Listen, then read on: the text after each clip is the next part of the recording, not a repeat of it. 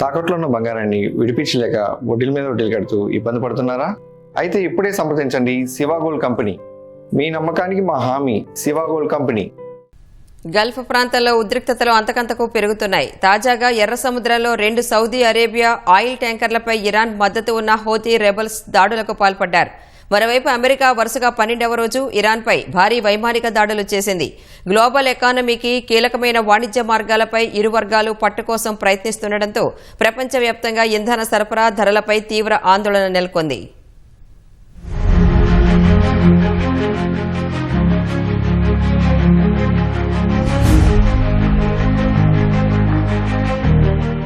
America Iran మధ్య జరుగుతున్న యుద్ధం ఎర్ర సముద్రానికి కూడా పాకింది. యమన్కు చెందిన హూతీ రెబల్స్ ఎన్సలియా, లైలా అనే 2 సౌదీ ఆయిల్ ట్యాంకర్లపై దాడి చేశాయి.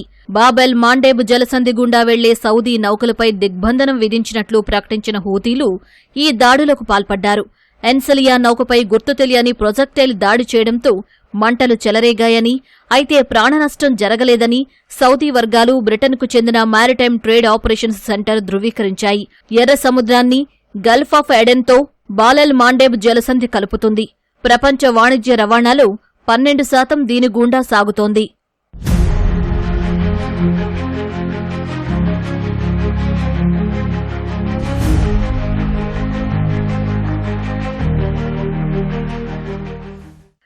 మరోవైపు అమెరికా బలగాలు ఇరాన్పై దాడులను మరింత ఉధృతం చేశాయి. వరుసగా 12వ రాత్రి కూడా ఇరాన్ మౌలిక సదుపాయాల లక్ష్యంగా విరుచుకుపడ్డాయి. హోర్ముజ్ జలసంధిలో వాణిజ్య నౌకలపై ఇరాన్ దాడులు చేసే సామర్థ్యాన్ని దెబ్బతీయడమే తమ లక్ష్యమని అమెరికా సెంట్రల్ కమాండ్ స్పష్టం చేసింది.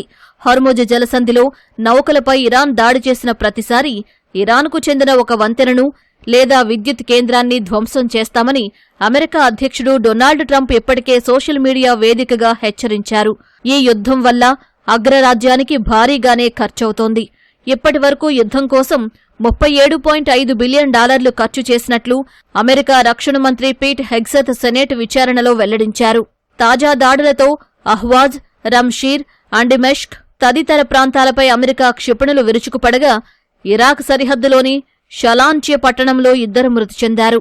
దౌత్యపరమైన చర్చలకు అవకాశాలు ఉన్నాయని పాకిస్తాన్, తుర్కియే లాంటి దేశాలు ప్రయత్నిస్తున్నప్పటికీ ఇరాన్ చర్చల పట్ల సీరియస్గా లేదని అమెరికా విదేశాంగ మంత్రి మార్కో రూబియో పెదవి విరిచారు.